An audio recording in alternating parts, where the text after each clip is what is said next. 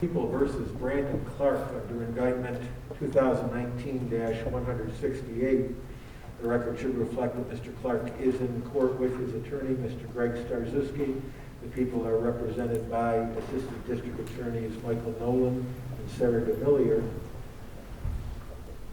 The defendant was arraigned upon this indictment, 2019-168, back on the date of July 29th of 2019. He entered a plea of not or of pretrial discussions on the date of February 10th of 2020. He pled guilty to one count of the indictment, that being the charge of murder in the second degree. And this plea was in satisfaction of this indictment as well as SCI 2020-10. On the date of August 5th of 2020, Mr. Starzyski was assigned counsel for Mr. Clark. Later, on the date of September 14th of 2020, Mr. Starzyski filed a motion to withdraw the plea that was previously entered. Mr. Nolan and Ms. DeMillier filed an answer on the date of September 22nd of 2020. And on the date of October 14th of 2020, a fact-finding hearing was held in this court. The defendant did testify at that hearing along with Luke Peebush and Kurt Schultz, his previous attorneys. On the date of October 26th of 2020, I did issue a written decision denying his motion to withdraw his plea of guilty. This matter is scheduled for sentencing this morning. Mr. Starzyski, is there any legal cause why sentence should not be imposed on today's date? No, Your Honor. All right. Ms. DeMillier, do you wish to be heard prior to sentencing, or are there any family members that would like to address the court? Yes, Your Honor. The people would like to be heard, as well as 3 members of the family, beginning first with Bianca's sister, Olivia. Okay.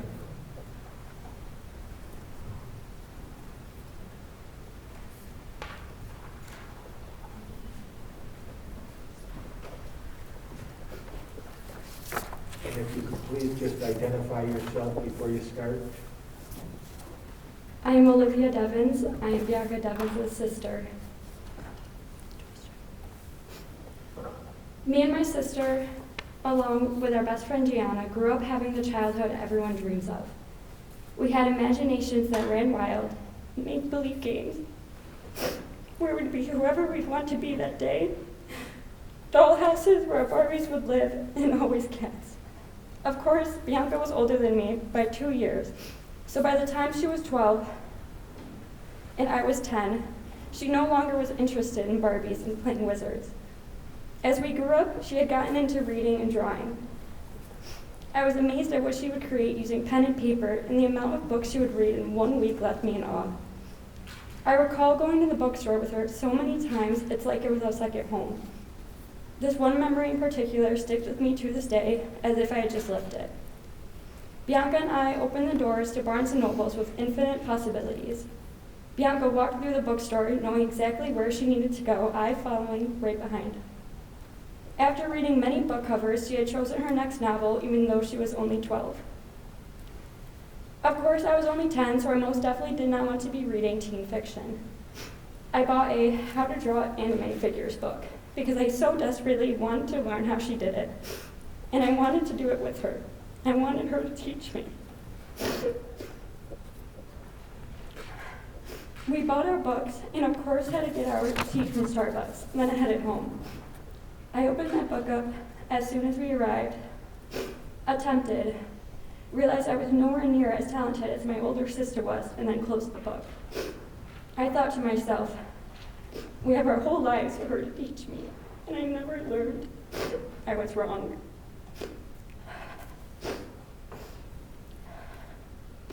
Fast forward about 4 years, when I was the age of 14 and Bianca was 16.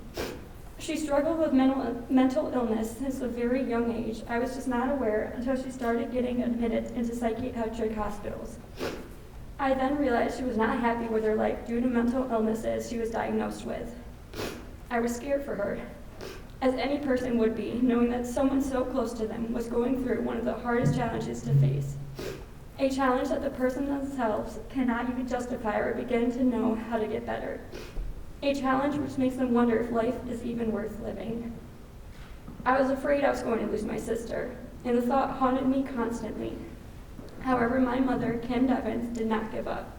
She went to hell and back in order to make sure her daughter would be okay, all while raising me to be the strong young woman I am today. After years of different therapists, a placement in a treatment center, and a lot of strength, Bianca had made it. I didn't have to fear losing my sister and best friend. Things were going to be okay, I thought.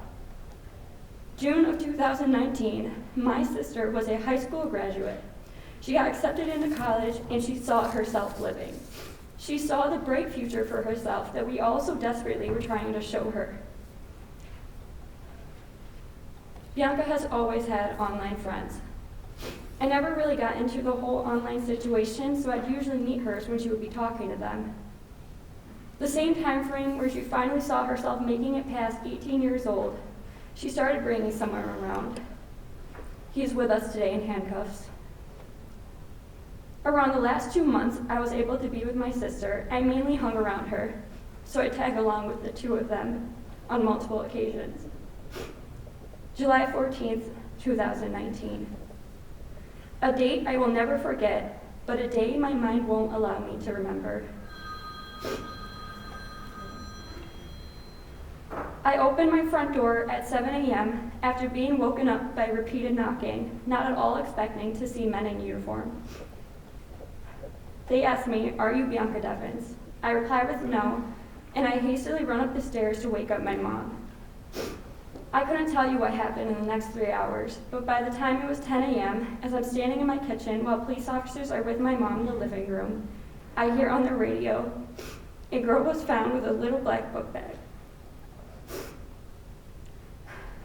I automatically knew it was my sister. I don't remember the rest of the day. The next few weeks go by and it felt like I was in a nightmare, except I was in my worst nightmare. And no matter how hard I try to wake up, I, to this day, cannot.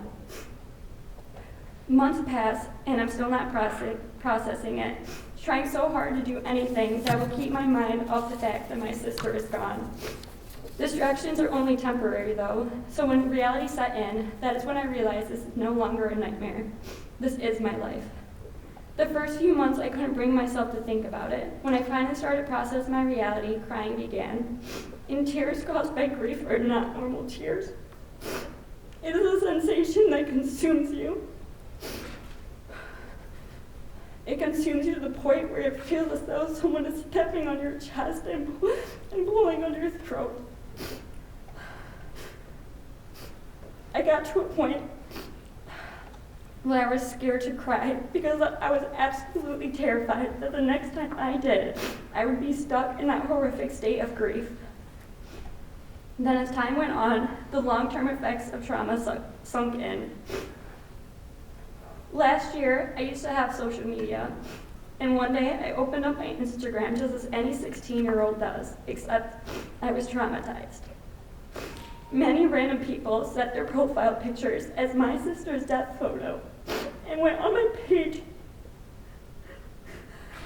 knowing I would without a doubt see it.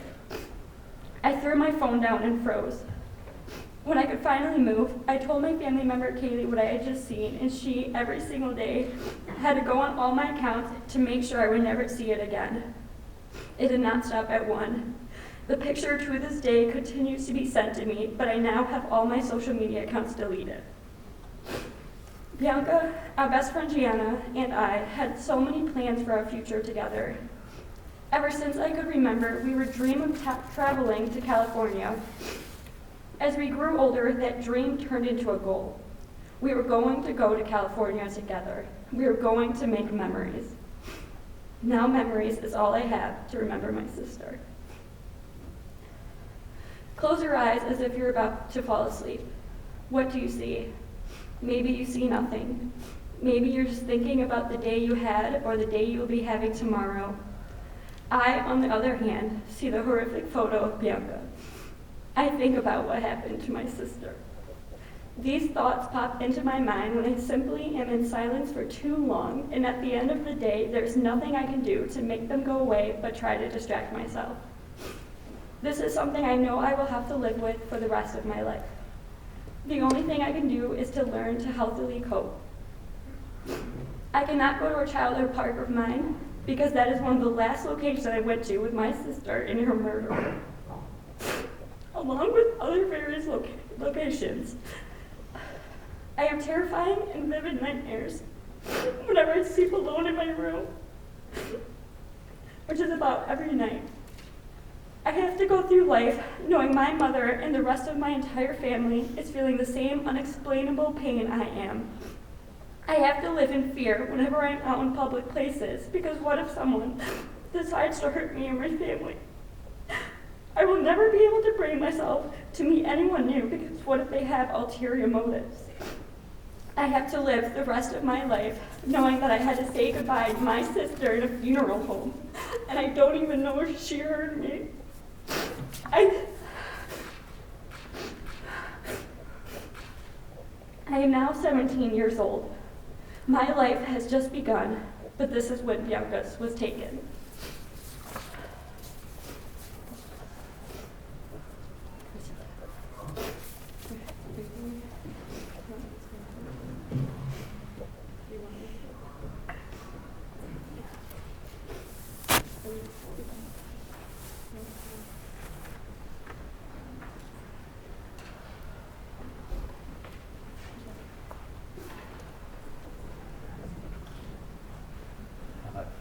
Your Honor, next to speak is Kim Devins, Bianca's mother.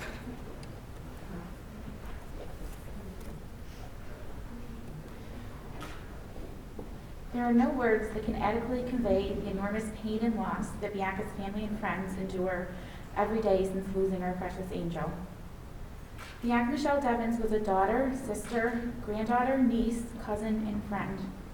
She was an aspiring model and a talented artist. Bianca had goals and aspirations. She was planning to be a psychologist to help adolescents with mental health issues. Bianca's beauty radiated from the inside out. I can tell countless stories of Bianca's kindness and compassion towards people of all walks of life.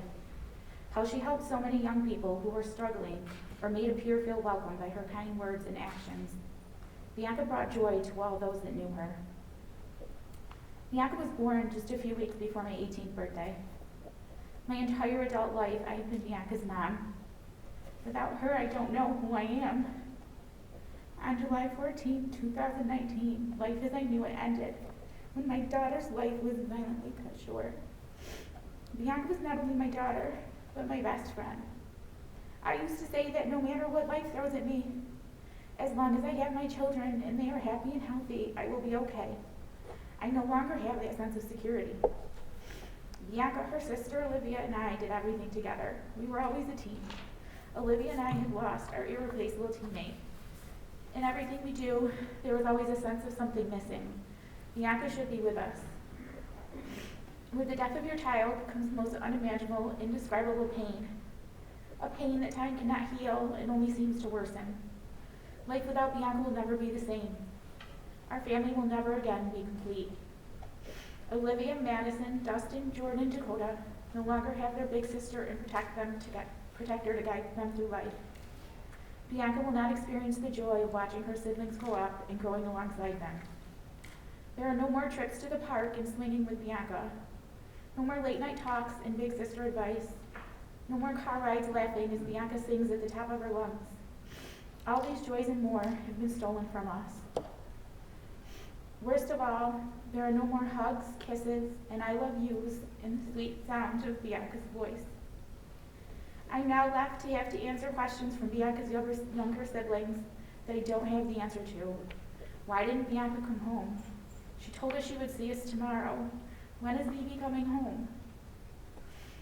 Bianca struggled with mental illness. During her darkest times, I would often tell Bianca that if she couldn't find a reason to fight, a reason to live, to think of me, just hang on and live for me. I promised I would do whatever I could to make things better. And Bianca promised she would never leave me because she knew what her death would do to me, that I couldn't live without her. And she kept her promise until she was stolen from me. In an Instagram post on Mother's Day 2019, Bianca wrote to her stepmother and I, "When I'm feeling down, I think of how special I am to have you all. I hope I can make both of you proud. I'm doing my best for both of you because I love you too. Even when I'm off at college, I'll be with you every day of my life. With 8 months of not being home, we've grown stronger than ever as a family. I love you guys so much, and happy Mother's Day. I am now living my worst nightmare every day as I struggle to live life without my firstborn. Bianca fought for several years seeking help for borderline personality disorder, anxiety, and depression. By the spring of 2019, Bianca had made incredible progress and was happy and healthy. She graduated high school just 2 weeks before her death and was planning to start college. Bianca had a bright future ahead of her as a psychologist. She wanted to use her struggles to help others and save lives. Brandon Clark has shown that he has no regard for human life. He stole my daughter's life from her and his family for his own selfish reasons that I will never understand. The morning of July 14th, Bianca just wanted to go home to her family where she would be safe. Without regard for anything other than his own selfish wants, Brandon violently stabbed Bianca and then exploited her death and flaunted his crime by recording it and posting graphic pictures of Bianca's lifeless body on the internet, which set off a firestorm of posts and shares of the pictures. For almost 2 years now, Bianca's family and friends have been tortured by having to see pictures of our beautiful girl with her neck cut open. So many people have been affected by these pictures, scarred for life and suffering from PTSD, unable to erase the images from their mind. I am haunted every day by the images of my precious daughter being murdered. Many of Bianca's friends learned of her passing by seeing a photo of her dead body. No one should have to see their loved one in such a state. In the months after Bianca's death, I've received messages from around the world, from people that have been affected by Bianca's death and the graphic photos of her that Brandon posted.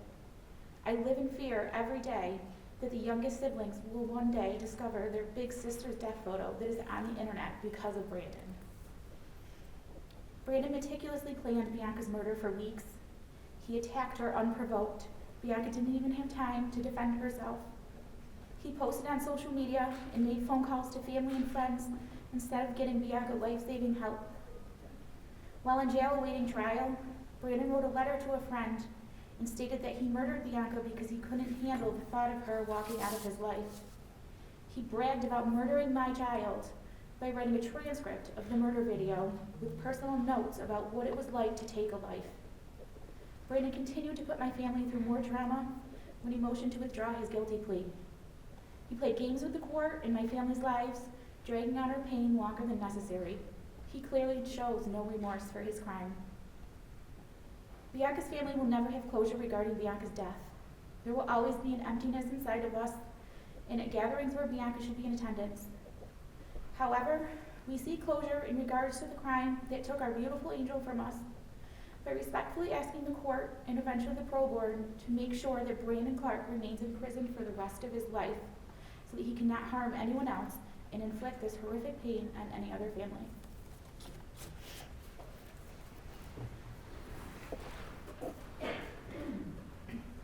Your Honor, the last member of the family to address the court is Frank Williams, Bianca's grandfather.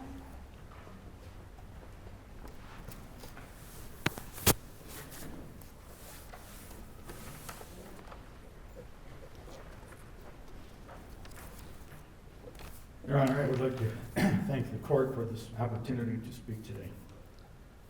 My name is Frank Williams. I am the maternal grandfather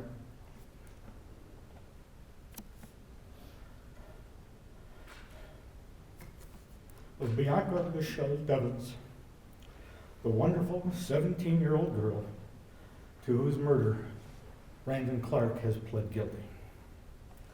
My plea to this court and the Division of Parole is that you, Brandon Clark, serve the full maximum of your sentence and never be granted parole. I believe that due to the cruelty and callousness of your actions, you, Brandon, should serve the rest of your natural life in prison. This sentence will serve as justice for Bianca and also protects our community from a cruel murderer who I believe would likely commit another crime such as this should you be released from prison. Brandon, should you ever seek parole, you can be certain that our family will represent Bianca and will ask the reviewing board to consider. Before you murdered her, Bianca asked you to take her home. She wanted to be with her family, who loved her very much and to whom she was very devoted. At no time did you call for help to save Bianca's life. You were intent on taking her precious life. But you did take time to photograph her dead body and post these photos to social media. These actions show that you, Brandon, had no regard for human life, no regard for Bianca's rights as a human being, and no respect for anyone other than your own selfish purposes. Bianca and her mother and sister lived with me for several years as Bianca and Olivia were growing up. I had a wonderful opportunity to see Bianca and Olivia grow day by day, an opportunity many grandfathers would love to have. I saw Bianca grow from a little girl to a young woman who cared about other people, their feelings, their troubles, and wanted to help them. In the short hours after her death, many of Bianca's friends reached out to us and confirmed that she had touched so many lives in very positive ways. Bianca has always been described as a loving, caring, and understanding girl, devoted to her family and devoted to her friends. Bianca wanted to be a psychologist so she could help adolescents with mental health issues, like the struggles she went through. She saw that through her own struggles, she could be a help to so many people through her caring and compassionate nature. Bianca did nothing that would cause you, Brandon, to take her life. Brandon, when you pled guilty to the charge of second-degree murder last year, you said something that struck me deeply. In professing your guilt, I heard you say to the court, Bianca did not deserve this. That is right, Brandon. Bianca did not deserve to have her life ended so early and in such a cruel manner. Bianca did not deserve to be taken from her family. Bianca did not deserve to have you take from her her very bright future that laid before her. But Brandon, for the cruel manner in which you took my granddaughter's life, for the total disregard you had for a human life, for the callous act in which you posted pictures of her murdered body on social media to gratify your own selfish purposes, you, Brandon, deserve to spend the rest of your life in prison, without freedom, deprived of the rights you took from Bianca. You, Brandon, do deserve this. Thank you,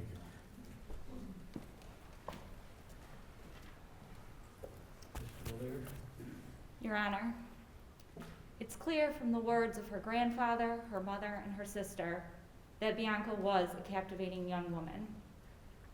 I'm sure that you could see that based on some light that was shed about her life here today. But that's a life that Brandon Clark took from not only her family, her friends, but this community.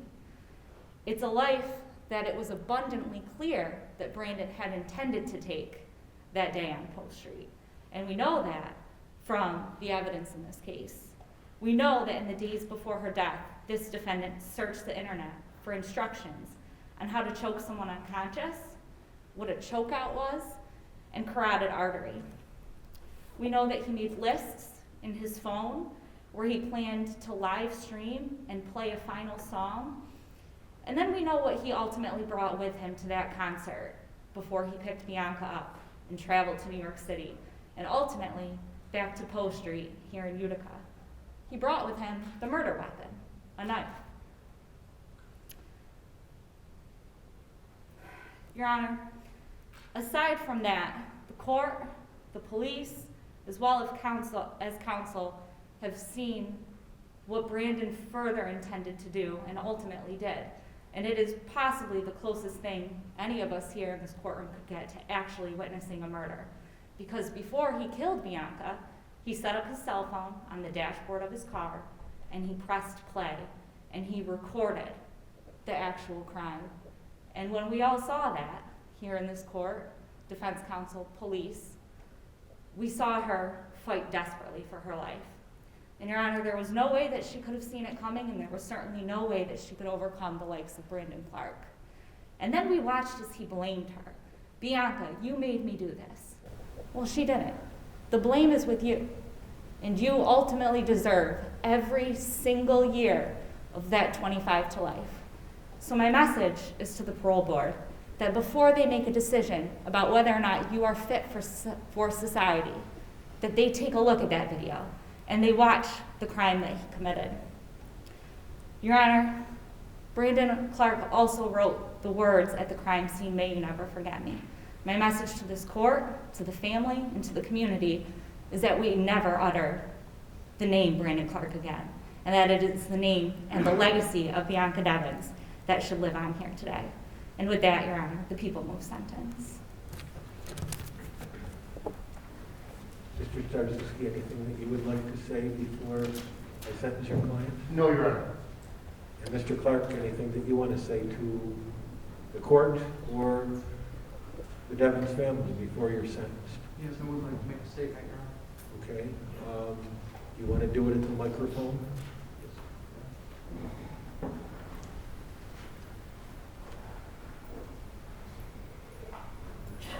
Right here.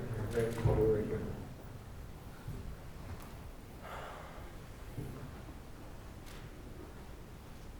For almost 2 years now, I've sat in my cell and I've wondered what I'm going to say when it finally comes time for me to speak to the people that I've hurt. And it's never been enough. It's never been adequate, I felt, to really convey my emotions and to apologize. How do you meaningfully apologize for doing something so horrible and so irreversible? And that's the worst part, is that I can't take it back. I want to. I wish I could. I would give my life in a heartbeat to Bianca if I could. And I can't. Every day I wake up and I wonder how she would have spent that day if she were still here. Every day I wish that I could do more than just wonder. And I hate myself for what I did to her. I don't know why. I don't understand how I could do something like that.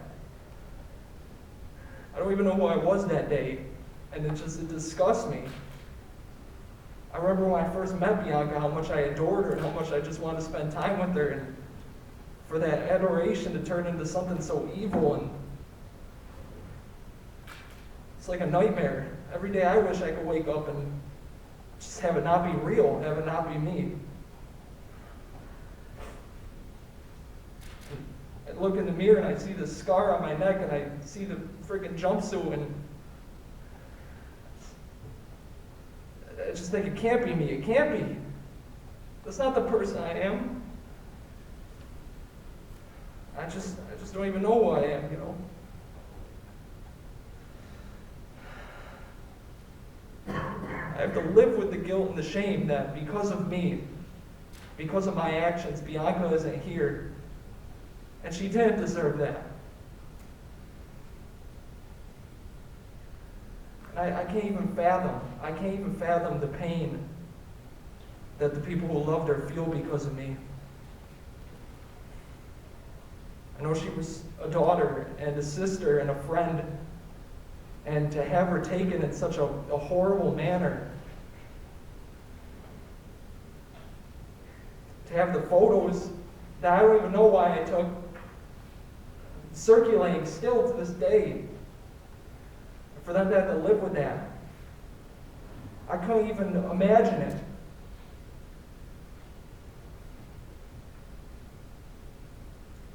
I hate myself for what I did.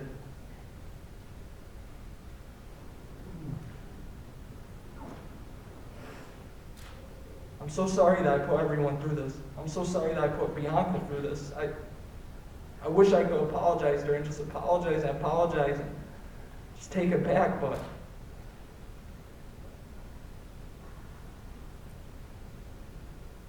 I know it means nothing.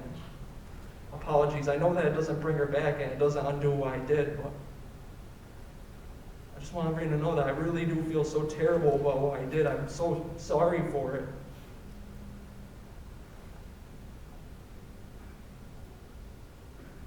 So sorry. Can I ask you a question, Mr. Clark? Yes, sir.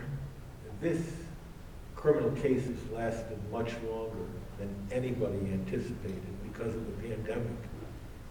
And this is the Brandon Clark that we saw in the beginning when you originally pled guilty.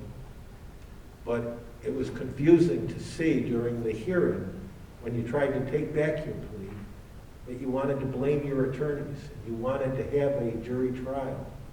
And now we seem to be back to the Brandon Clark that entered the plea of guilty. That seems confusing. What happened in the interim that motivated that action?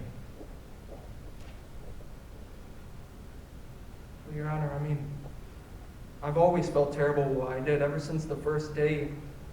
You know, even after I did it and I cut my own throat, it's because of how terrible I felt. You know, and the first thing I asked when I woke up in the hospital was, is she dead? Because I couldn't believe it. When I pled guilty, I was speaking the truth. I don't want the family to suffer through trial, and I feel terrible, and I don't believe that Bianca deserved what happened to her. And I'm really disturbed that I did that.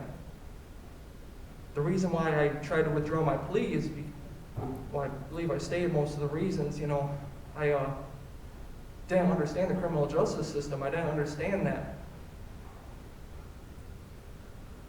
I really should, this is just my opinion, but I feel like I need to get out there with the mental health, and I felt like my mental health wasn't properly reviewed. I have a history of mental health, and I feel like just accepting the maximum, I felt like I was doing myself a disservice, that maybe I could get real help. That's the confusing part. It seemed like in the beginning you were focused on the family, the pain that you caused that family. And somewhere in the interim, you started to focus on yourself. And that was what was confusing to everyone. You were more worried about yourself than Bianca.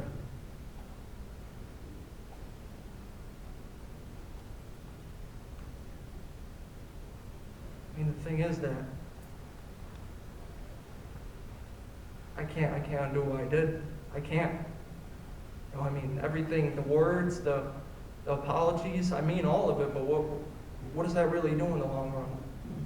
It doesn't bring Bianca back. It doesn't take the pictures off the internet. You know, I've pretty much dedicated myself to trying to do something to make it better. I mean, to the point where I pretty much sabotaged my own case because I wanted to speak to people. I wanted to write a book. I wanted to get out there what happened, the whole thing, you know, all the details that haven't been really looked at, because I was just praying that maybe I would be able to help someone, that somebody would see what happened to me, how I just became this person that I never wanted to be, never thought I was going to be, and that I could help someone. And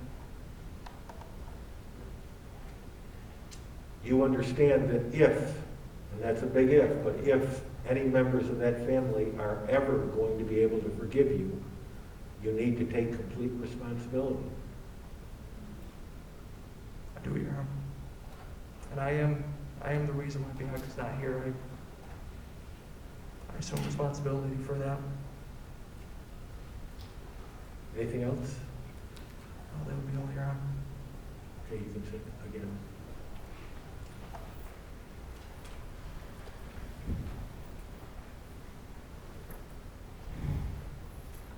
All right, I hope in some way his words this morning have given some small amount of solace to the family.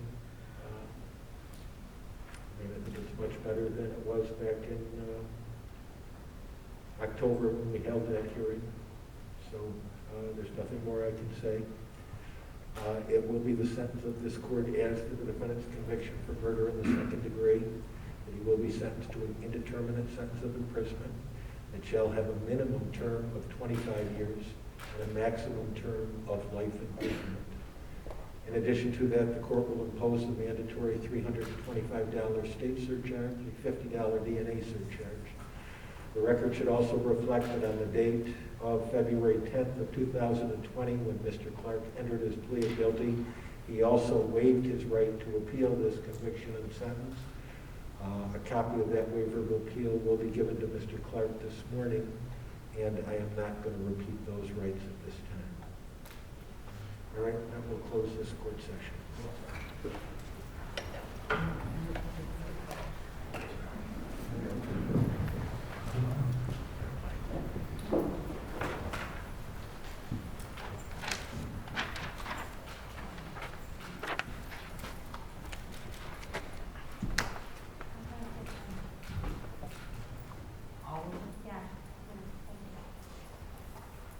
Please do your best to social distance as the legal court, the courthouse.